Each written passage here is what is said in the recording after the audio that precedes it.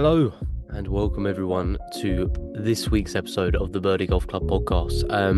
Slightly different episode today. There's actually no guest this week in the episode because I've just got back from my golf trip this weekend and I wanted to talk about that. Ideally, I was going to record whilst I was there, but it was so jam-packed that there wasn't even a chance that was going to happen.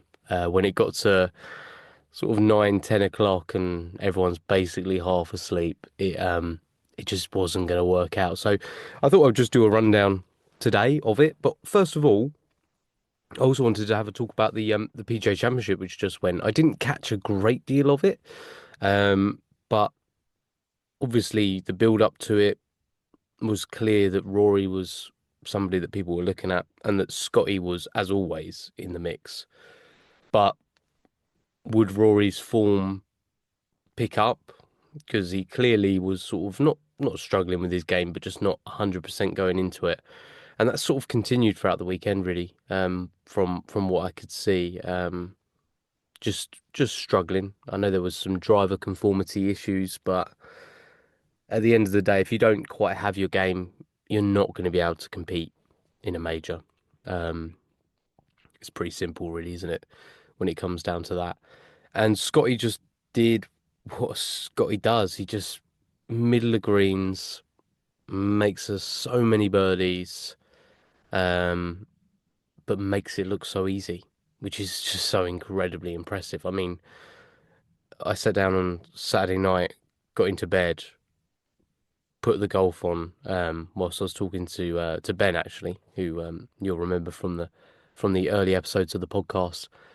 And just sort of out of the corner of my eye, I was just keeping tabs on it, and Scotty was just pulling away. Just it was crazy, and that's what makes him such a machine. It's just tactically dismantling golf courses, which is so impressive that he's able to do it and continues to do it through to this season as well. Um, so number one for a reason, and that's why. And then it looks like on the last day, it was it was pretty much, there was a little bit of hope. Obviously, John Rahm came through playing of his best golf in recent memory.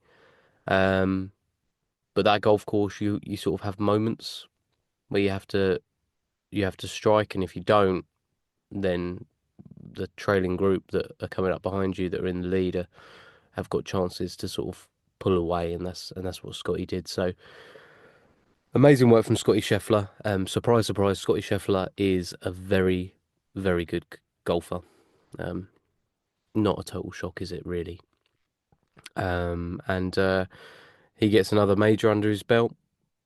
Obviously, Masters, PGA now, and we'll see what he can do at the US Open next. So that's going to be interesting. Let's see what happens at Oakmont. Yeah, I think I can't really provide a huge amount of detail on it because I was pretty busy this weekend, and I'm not ashamed to say so. In the build up to this weekend that I'd been talking about my golf trip to Rodway Hill that we were doing. It was going to be the first one that was a tradition going forwards. That was the plan for it, and I'm delighted to say that it went exactly as planned. I'd spoken with Willis and I'd spoken with Dave about this on the podcast about organising golf trips. And especially when you're the organiser, you're so worried that mainly you just want people to enjoy it. But for that to be the case, there's a lot of work that goes in before the fact to make sure that the organisation is there, that golf trips go well. And it's unlike any other sort of lads trip that you would do in that way because the organisation is really fundamental with golf. One, because golf courses aren't like an ad hoc thing that you can just turn up to and just play. You've got to book your tee times. You've got to make sure everything's fine. You've got to make sure there's decent space in between it. Make sure that everyone's available, that they can be catered for, and to make sure that the dinners are planned, and to make sure that travel arrangements are in place so that everyone gets there on time. Traffic, making sure that people miss that. There were all these things like flying through my head. And then obviously last but not least, obviously your golf game's in somewhat of a bit of form, hopefully, going into it. Especially if you're doing like a competitive rounds like we were. We did like a Ryder Cup format. I stole Willis's idea from Bontech to do a point per hole rather than just 1 point per match. And that was amazing. Couldn't recommend that more for anyone. Honestly, if you're doing a trip, and especially like the amateur level of golf, the idea that every hole means something is so good. Because you could get 17 and 1, but that 1 point could matter at the end of it. So 100% do that. 100% do it. If you can, make sure that you implement that. It worked so well. Excuse me. I was sort of catching up with sleep today and clearly sort of hiccuping on podcasts as well, which is good. But the golden number was 108.5 points. That's what you needed to win the Rodway Cup, which I don't actually have on me, which is a real miss. I think my son wanted to play with it, but I'll have it. I'll have it here, I think, at some point. I'm gonna make a little shelf. Well, I'm gonna stop hiccuping in a minute. I apologise, everyone. I'm gonna make a little shelf just here for the Rodway Cup, which is gonna be delightful. It's always gonna be on display. As team captain, I get to take it home. And it was the head of a bear, with the head of a tiger, with the head of a woodpecker, all all pushed together to create what is quite a strange trophy in many ways, but will go down in folklore. Um, and that's what we were fighting it out for. Um, we did classic Ryder Cup system, which works great. I mean, alternate shots are a real good challenge. As always, there were question marks over handicaps, and if somebody outplayed their handicap, they're a bandit. I mean, it's tough for me to come at this because I got that label this weekend. But going into this weekend, I was gonna sort of ask for a couple of extra shots because I hadn't broken 90 this year. I'd shot like a 96, a 94, and a 90 in the 3 rounds that I played. So I was not feeling confident at all. Went out first morning and shot an alternate shot 79 with me as like a 13 and a 15 handicapper with me as well. And both legitimate though. That handicap, that is our handicap. We just played out of our skin. And to be honest, doing the episode with Scott Fawcett from Decade Golf was such a massive help before this because it just really focused my mind on you are not like it sounds really negative, and I know Scott may not probably appreciate that sort of talk, but beforehand, I just told myself you're not good enough to aim for pins, and you're not good enough to look at getting it into sort of birdie territory. Just get it either on the green or up by the green to the fact that you're taking the doubles out of the equation, which I know is something that Scott talks about. It's removing, it's that Tiger 5, isn't it? No doubles, no two chips, no three putts. I've forgotten the other two. Sorry, Scott. But it's just making sure that we're doing that. Um, no bogeys from 150 yards in. That was the other one. But it's just making sure that we're doing that, and that's how we played. We played really conservative golf, and we just destroyed the other team. Playing that way. So I shot 79 alternate shot. First time I ever broke 80. But it kind of felt a little bit tarnished because it was alternate shot.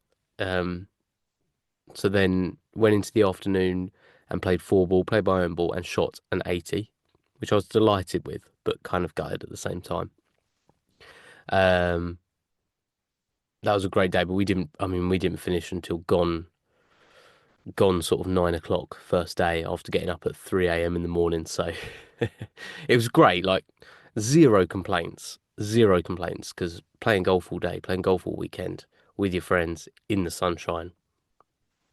What would you possibly complain about? But it was a long day, followed with a hearty McDonald's that we all sort of crammed into and just tried to order as much food as humanly possible, and then just collapse into our beds that evening. Saturday morning went out and played four ball again, so switched it, played four ball, and I shot a 78, and it was just unbelievable. I mean, it was one of those rounds where, to be honest, I can't remember much of it. I really can't. I think it's that, you know, I'm not good enough to say that I got into a flow state, but it was essentially that state of mind where I was really relaxed and just confident in just my ability to, first of all, putt, which we'll get to in a minute. I had a new piece of equipment in the bag. My irons, again, we'll get to in a minute. I had my new irons in the bag, and just being confident off the tee, which again we'll get into with my driver and 5 wood setup. But honestly, my best piece of advice that I could give, if you were like me before and you're struggling to break 80, you're stuck in sort of the mid 80s, which is very much where I was, is just to take your mind away from birdies. Um, take your mind completely away from it and focus on just not making the double. Very much decade, very much. Just don't make the double. Um, And another little tip that I got from a podcast, actually the Halfway Hut podcast, Chris, who's the co-host of that, was on this golf trip with me, and I listened to an episode they had, and the name of the golf psychologist evades my mind. I can't quite remember. I'm gonna look it up actually. And this is a brilliant episode for listeners that are interested. Um, Go and check out the guys at Halfway Hut. They do a fantastic job. They sort of do a different style of interview, because they're a little bit more knowledgeable, essentially, about the game of golf. I just like to talk golf, but it was their episode 11 with Lee Crumblehome, who people may be aware of, who deals with sort of mindset and psychology when it comes to golf. And he spoke about the quiet eye system, which was, it really resonated with me because sometimes you can be over a golf ball and what are you looking at? And in our minds, we're concentrating, but are we really? Because at the end of the day, this is a game about strike. And if you're not striking the ball well, you're not gonna hit good scores. You're gonna really struggle to get that ball going where you want it to. And the quiet eye of just putting a little dot on the golf ball or staring at a dimple, say you can't move the ball because it's already in play, staring at a dimple in the golf ball focuses the eyes because the eyes, you may feel like your eyes are going to a nice point like this, whereas in actual fact, they've sort of measured that, you'll have one eye which will be at the point, but the other eye will be off of it, or it'll be up from it, or it'll be down from it. So what you've got to try and do is find a way of centering the eyes. And the only way you can do that is by focusing on something very, very small. And the quiet eye way of doing it, of that little dot or picking a dimple and just clearing your mind, was absolutely key for me. I did it on every single shot without doubt. Now, I may have hit some shots that um weren't great this weekend. That of course does happen. Golf's incredibly hard. But what I did do is just have a clear mindset and commit to every single shot. And at the end of the day, if you can do that, then I think you're in a pretty good place. Because you can look back and sort of go, well, you know what? I couldn't have done much else. So I was really happy with that. Really happy with that, and just played really good golf. The Saturday afternoon, I think alternate shot 83, which was again me and a 19 handicapper. So we played really good golf again. And then I really struggled on the Sunday. The tiredness really caught up with me, and I said, "Boys, I've peaked. I'm done. I don't have another break 80 in me." I was very aware of that, and I wanted to be comfortable with that going into the last day. One, because I thought I could trick my mind into relaxing, but two, I was very well aware that I was pretty beat up from the weekend, so um, it wasn't going to be great. I think I shot an 87 or something like that. It was something like that, 87 or 89 maybe on the last day. and lost by two. But we'd already done enough by that point. We brought the victory home. The other pairings did amazing. Ben ended up being MVP for the weekend. He went home with the green jacket. He did amazingly well. He was 19 handicapper, and I think he shot rounds of 88, 85, 83, and 81 or something like that. 83 with me on alternate shot and 81 by himself. So he found a little something, as us golfers would say. So thoroughly deserved the MVP. My mate Phil went out and played. Didn't by his own account didn't play amazing golf on the first sort of day and a half, and then really grinded and brought it back and played really great golf on the last day, especially on the back nine. I think he came in shooting either a 40 or a 39, I think it was, something like that. So brilliant. That's 15 handicapper. Fantastic golf.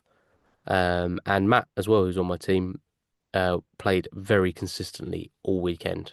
Pretty much shot steady scores all weekend. Was with the 79 with me and then played just steady golf and has a wedge game to die for. So overall, just a great weekend. The other team all played really well as well. They had some high handicappers in there that sometimes it can be tough golf with high handicappers because you see people hitting good shots and you just want to do that.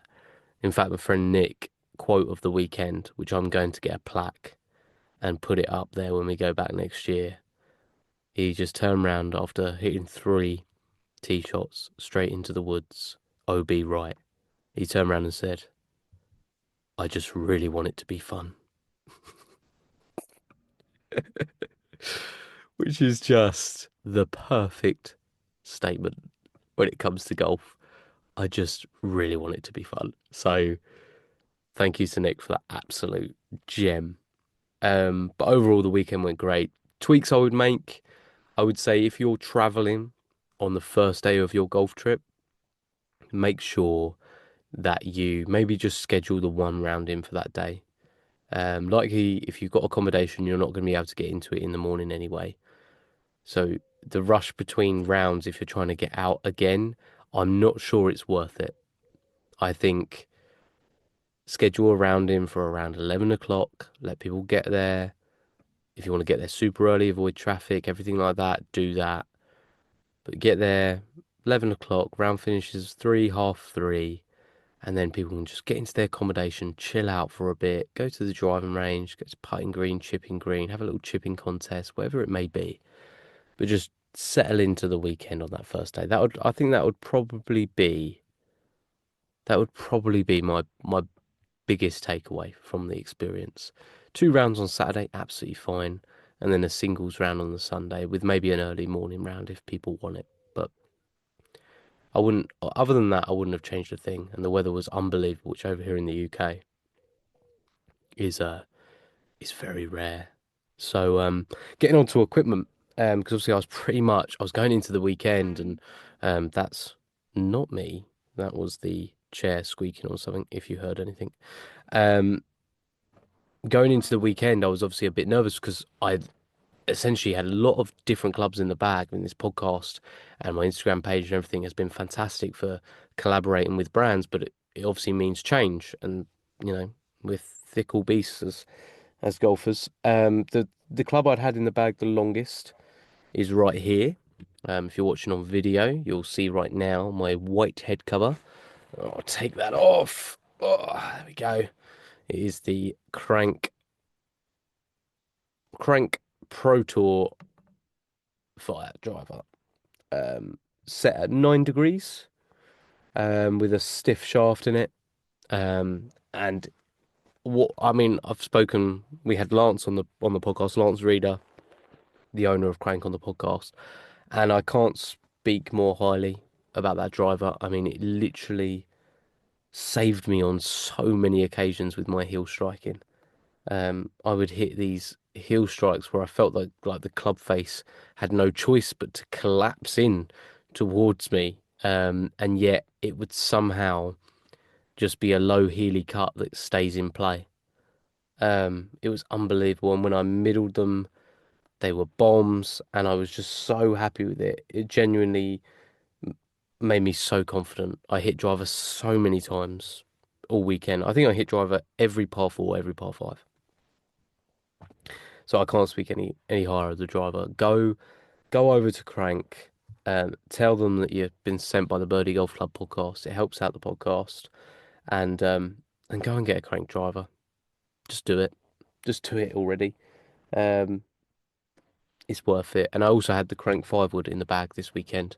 Here it is, just here, and there it is, the Crank 5 wood, 19 degrees of loft, stiff shaft, and this was an absolute beast on par fives.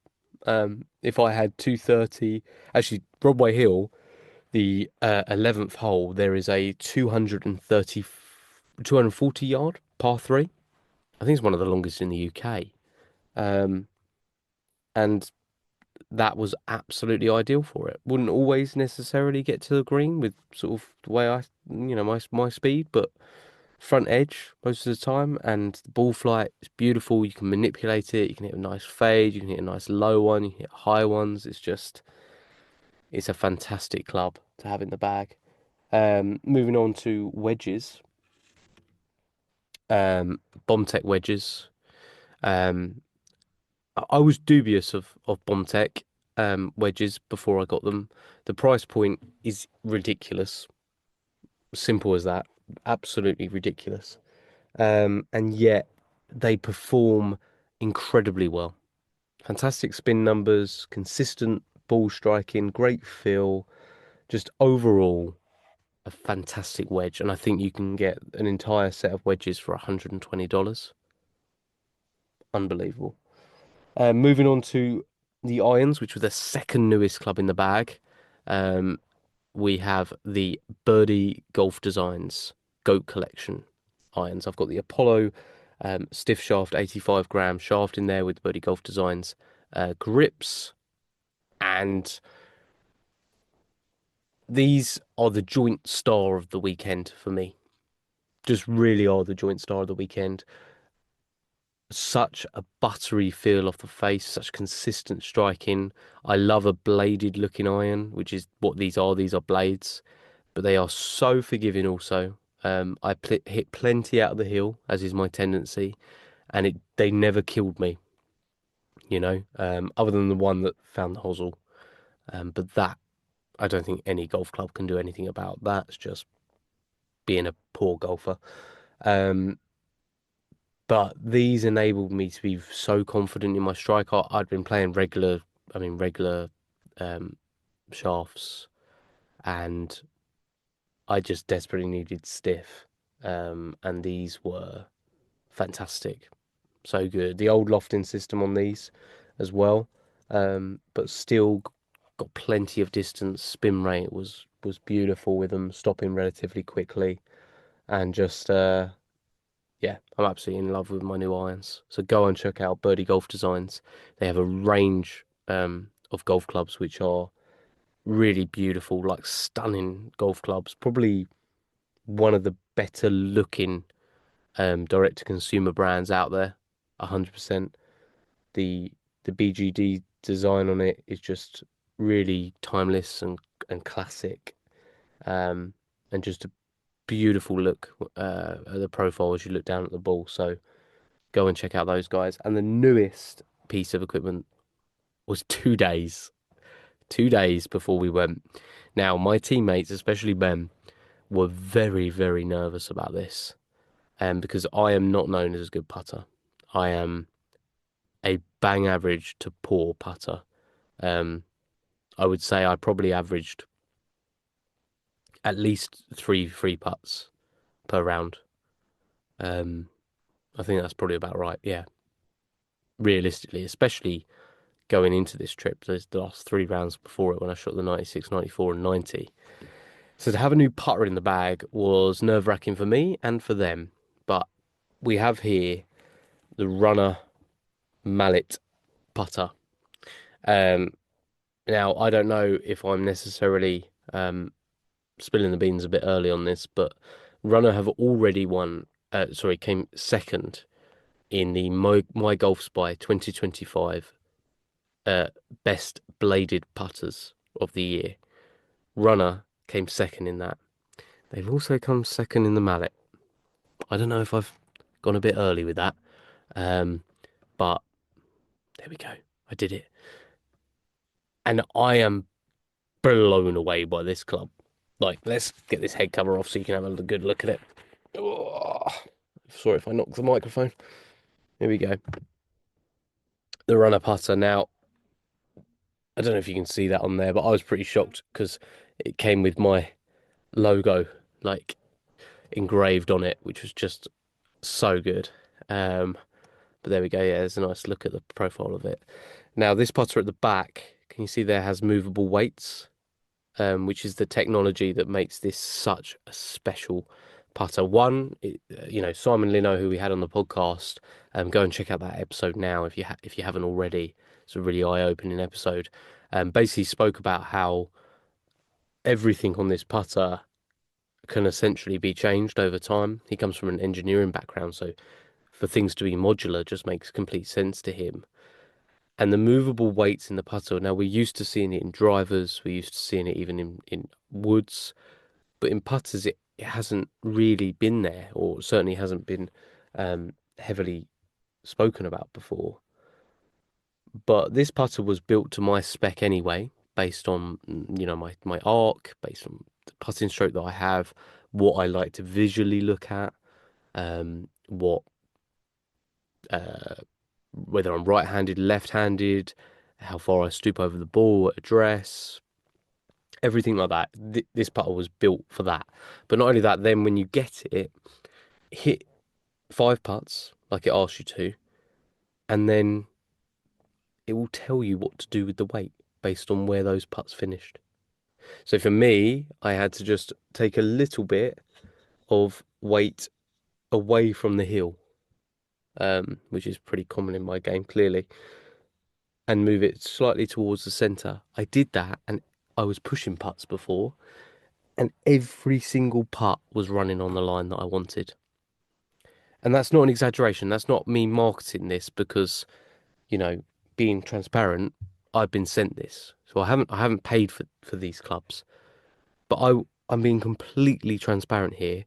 My putting was ridiculous all weekend, and I am a bad putter.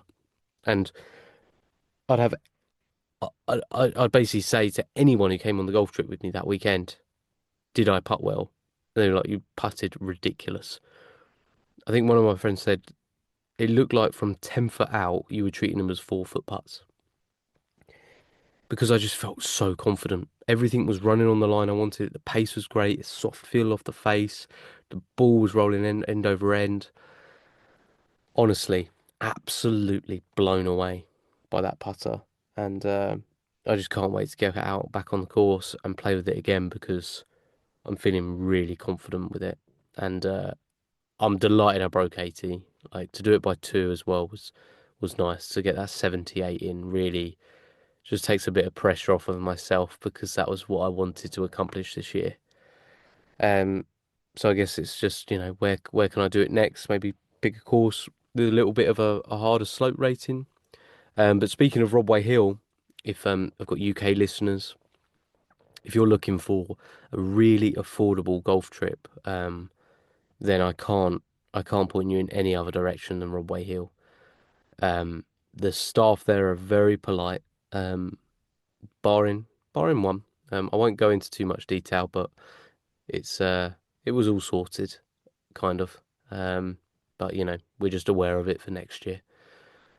Uh, it's just a beautiful place to play golf. You've got views over Gloucester. Gloucester town is 8 minute drive away. Gloucester Quays are there and everything like that. It's just fantastic. Staff are all really lovely. The breakfast beautiful. Eco pods very comfortable. Perfect. You walk out onto the putting green, driving range behind. Just a very accommodating place to go and play your golf as a group, and the affordability just makes it very attractive. So don't make it too busy, where I can't get a spot, but definitely go and check them out. Go and follow them on Instagram, Rodway Hill Golf Club on Instagram. And yeah, it was just to be honest, just really everything I wanted it to be, which is great. Everyone had a really great time. And this is my message to listeners. Wherever you are in the world, we spend a lot of time working, and we spend a lot of time pursuing careers or making sure that we're taking care of our family, whatever our belief systems may be. But taking time out and spending it, whether it be on golf, whether it be on another hobby that you have, is so incredibly important. The feeling of sort of thankfulness that you're there, being in the moment. Get away from your phones whilst you're there. Obviously, I called home to my kids and things like that, a couple of times a day just to check in that they were okay. But the rest of the day, just get away from it. Sit inside. I think about when I was a kid. I'm gonna go on a little rant here, but I think about when I was a kid. I had the ability to be bored when I was a kid. We only had 4 TV channels. We only had VHS tapes of all which I've already seen before. I sometimes, your mate from down the street wouldn't be there to go and play football with or whether it may be. But you'd make up things to do. You'd have days where you essentially had nothing to do. But yet, I don't look back on that as like time wasted. It's character building. And I think we live in a world now where you have to be busy every single second. You have to be entertained every single second. I think going on things like this, where you have a moment where you can just sit in a buggy or sit in a chair looking at the course with a beer and just nothing else, is so important to humanity. It's everything. I know this is a very different episode to last week, and I apologise for not having a guest. Normal service will resume next week. But I just thought I loved my weekend so much, and I think everyone that went did as well and would echo the sentiments.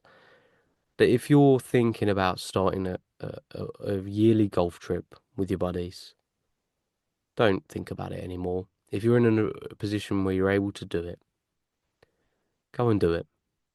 Go and do it. Go and make memories, start traditions, and just have a fantastic time. That's my message to you this week. Thank you so much for those that have stayed this long into essentially what is just a ramble from me. But I really do appreciate every single one of you listeners. The episode with Scott has done incredibly well. I don't expect this episode to do as well. But just so you know, I'm working hard behind the scenes to get as many people that I find interesting that I think we can have good conversations on the podcast and to keep this thing going. So it's a massive help to me if you can just leave a 5-star review, if you can go and follow the BirDie Golf Club podcast on Instagram and share with your friends. That's the biggest one. Word of mouth is king. And that's what I want. I want a community of people who enjoy listening to this podcast and haven't been forced into it through marketing. So, thank you again.